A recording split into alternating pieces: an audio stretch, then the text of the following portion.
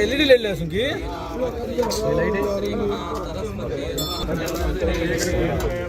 మన గోబ్రెడ్డి శ్రీనివాస రెడ్డి నామ దేవి సరస్వతి వాజేభిర్వాజనేపతి ఏనామిత్రేవతో శ్రీ మహాసరస్వతి అన్న కొంచెం అన్న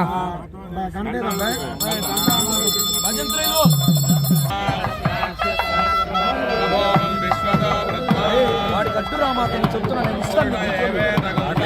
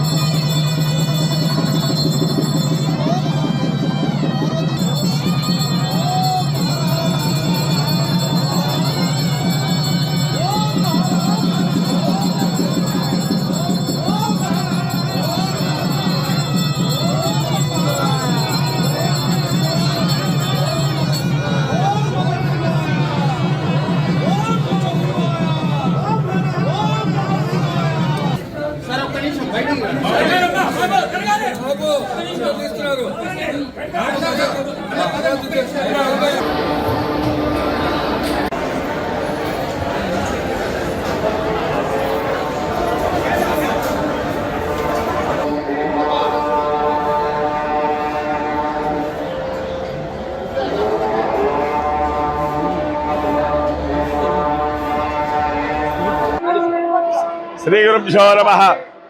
గురవే సర్వలోకానాం భిషజే భవరోగిణాం నిధయే సర్వ విద్యానాం దక్షిణామూర్తయే నమః. నమః శివాభ్యాం నవయౌవనాభ్యాం పరస్పరాశిష్టోపర్ధరాభ్యాం నగేంద్రకన్యా వృషకేతనాభ్యాం నమో నమః శంకర పార్వతీభ్యాం నమః. శ్రీ త్రికోణేశ్వర వారి దేవస్థానం కోటప్పకొండ భూలోకంలో విశేషంగా దక్షిణామూర్తి స్వరూపంగా స్వామివారు ఇక్కడ పూజ అందుకుంటూ ఉన్నాడు. ఇది మనకి చాలా ముఖ్యమైంది. అయితే ఈ మహాశివరాత్రి సందర్భంగా త్రయాన్నిక దీక్షాపూర్వకంగా మొదలుకొని ఏకాదశి దగ్గర నుంచి ఈరోజు వరకు కూడా ఈ యొక్క త్రయాన్ని దీక్షాపూర్వకంగా కార్యక్రమం మొత్తం కూడా జరుగుతాయి. అయితే ఈ రోజున స్వామివారికి బ్రాహ్మీ ముహూర్తంలో బిందె తీర్థం తీసుకొచ్చేసి స్వామివారికి అభిషేకం ప్రారంభమైంది.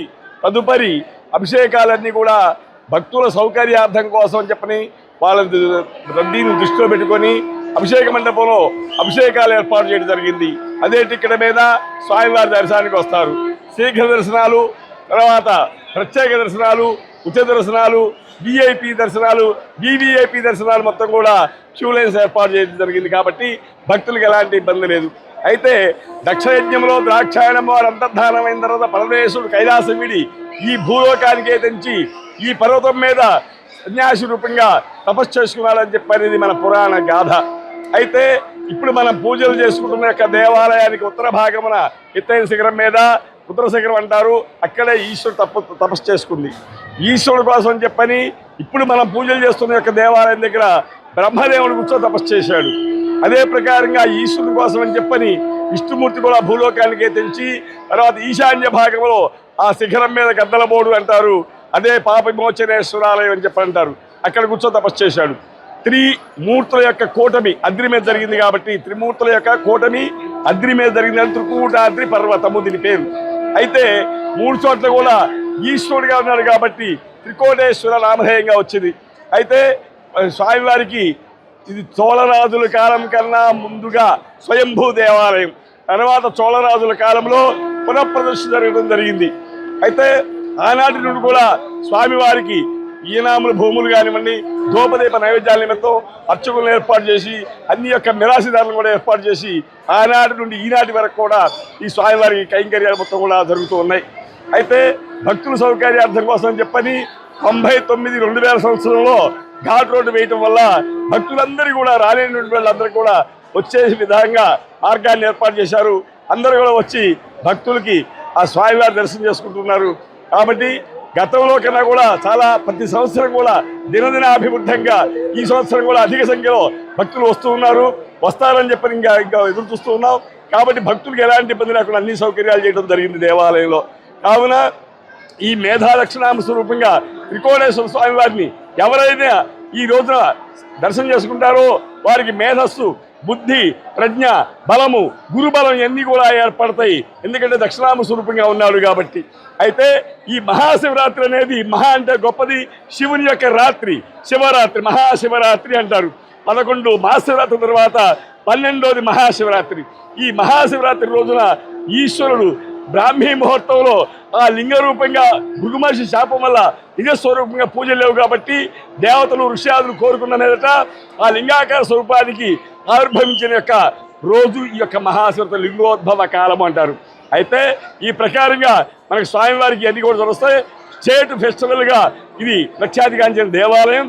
దాని సందర్భంగా సాయంత్రం 6 గంటలకి మన స్థానిక ఎవరైతే ఉంటారో గోపిరెడ్డి శ్రీనివాసరెడ్డి గారు వారి యొక్క పట్టు వస్త్రాలు, తర్వాత మన గొల్లభావ భక్తురాలు ఉంది, ఆ భక్తురాలికి పట్టు చీరలు ఇవన్నీ కూడా తీసుకొని సాయంత్రం ప్రభరూపంగా వచ్చి స్వామివారిని సమర్పిస్తారు.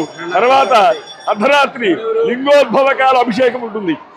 మన వంశపారం ధర్మకర్త నరసరావుపేట రాజామ్మ మల్రాజు రామకృష్ణ కొండలరావు గారి యొక్క వంశస్థులు ఈ స్వామివారికి రాత్రి 12 గంటల నుండి తెల్లవారేంత వరకు కూడా మహాన్యాసపూర్వకంగా మహారుద్రాభిషేకాలు జరుగుతాయి, దశవిధ స్నానాలు జరుగుతాయి, తర్వాత హోమ కార్యక్రమాలు జరుగుతాయి. రేపు శనివారం నాడు మధ్యాహ్నం పూట పూర్ణాహుతి కార్యక్రమంతో ఈ మహాశివరాత్రి కార్యం మొత్తం కూడా పూర్తవుతుంది. కాబట్టి భక్తులు కూడా అందరూ వచ్చి ఈ స్వామివారి దర్శనం చేసుకొని తరించవలసిందిగా కోరుకుంటూ కోటప్పకొండ దేవస్థానం ప్రధాన అర్చక అప్పయ్య గురుకు నమస్కారం. ఆంధ్రప్రదేశ్ రాష్ట్రంలోని ప్రముఖ శైవ క్షేత్రమైన శ్రీ కోటప్పకొండ క్షేత్రం నందు మహాశివరాత్రి సందర్భంగా ఈ రోజున ఉదయం బిందె తీర్థంతో పూజా కార్యక్రమాలు ప్రారంభమై శ్రీ స్వామివారికి శ్రీ త్రికోటేశ్వర స్వామి వారికి మహాన్యాసపూర్వక రుద్రాభిషేకము అనంతరం భక్తులకు దర్శనం కార్యక్రమాలు ప్రారంభమయ్యాయి. ఈ రోజున ఆంధ్ర రాష్ట్రంలోనే అత్యంత ప్రముఖ పుణ్యక్షేత్రమైన కోటప్పకొండ క్షేత్రానికి లక్షలాది మంది భక్తులు విచ్చేస్తున్నారు. భక్తులకు ఎటువంటి అసౌకర్యం కలగకుండా చలువ పందిర్లు అయితేనేమి, షామియానాలు అయితేనేమి, లైటింగ్ అయితేనేమి, మంచినీటి సదుపాయం అయితేనేమి, అలాగే చిన్నపిల్లలకు మజ్జిగ ప్యాకెట్లు, బిస్కెట్ ప్యాకెట్లు ఇవన్నీ కూడా దాతల సహకారం అయితేనేమి, దేవస్థానం సహకారం అయితేనేమి ఇవన్నీ ఏర్పాటు చేసి ఉన్నాము. భక్తులందరూ కూడా సంయమనంతో పాటించి అందరూ ఉచిత దర్శనము, 100 రూపాయల దర్శనము, శీఘ్ర దర్శనము, అతి శీఘ్ర దర్శనము, అభిషేకాలు కూడా స్వామివారి మూల విరాట్ వెనకమాల మండపంలో ఏర్పాటు చేశాము.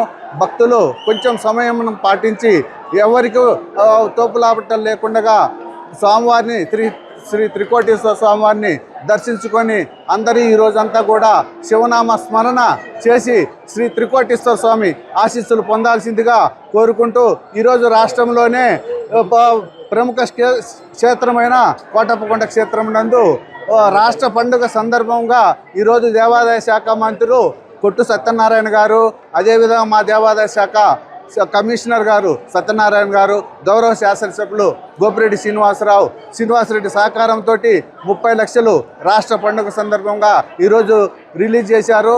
అవన్నీ కూడా భక్తుల సౌకర్యార్థము అన్ని ఏర్పాట్లు చేశాము. కాబట్టి ఈరోజంతా కూడా శివనామ స్మరణ చేసుకొని దేవుని ఆశీస్సులు పొందాలని, రాష్ట్రం కూడా సుభిక్షంగా ఉండాలని కోరుకుంటూ సెలవు తీసుకుంటాం. ఓం నమః శివాయ.